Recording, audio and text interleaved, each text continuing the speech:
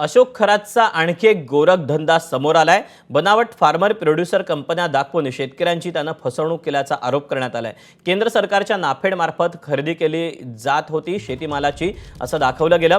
खरातनं अधिकाऱ्यांसोबत असलेल्या संबंधातून स्थापन ज्या बनावट कंपन्या केलेल्या होत्या त्याबद्दल आता आरोप करण्यात आलाय। व्यंकटेश फार्मर प्रोड्युसर कंपनीचा खरात आणि त्याची पत्नी संचालक आहेत। आणखी 15 ते 16 कंपन्यांमध्ये खरात भागीदार असण्याची शक्यता आहे। शेतकऱ्यांचा कांदा मका खरेदी करण्याच्या नावाखाली त्यानं फसवणूक केली आहे। श्रीरामपूर येथील स्वतंत्र भारत पक्षाचे निलेश शेडगे यांनी पोलिसात तशी तक्रार दिलेली आहे। खरातसह सहभागी अधिकाऱ्यांची ईडी चौकशी करावी अशी मागणीही करण्यात आली आहे।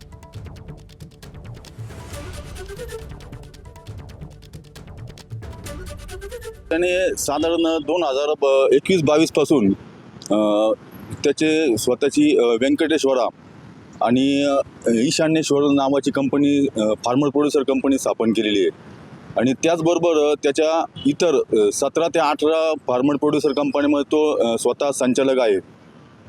असं त्यांनी या बोगस फार्मर प्रोड्युसर कंपन्या स्थापन करून नाफेड आणि NCCF जे सरकारी खरेदी होणार होती कांदा मका आणि सोयाबीनची या खरेदीचे कॉन्ट्रॅक्ट मिळवलेत। घोटाळा यांनी असा केलाय की शेतकऱ्याकडून एकही म्हणजे कांदा खरेदी केला नाही किंवा मका किंवा सोयाबीन खरेदी न करता यांनी व्यापाऱ्यांच्याकडनं माल खरेदी करून नाफेड NCCFचे अधिकारी यांना हाताशी धरून किंवा शासनाचे कोणी नेते वगैरे असतील राजकीय नेते असतील यांनी मदत केलेली यांना।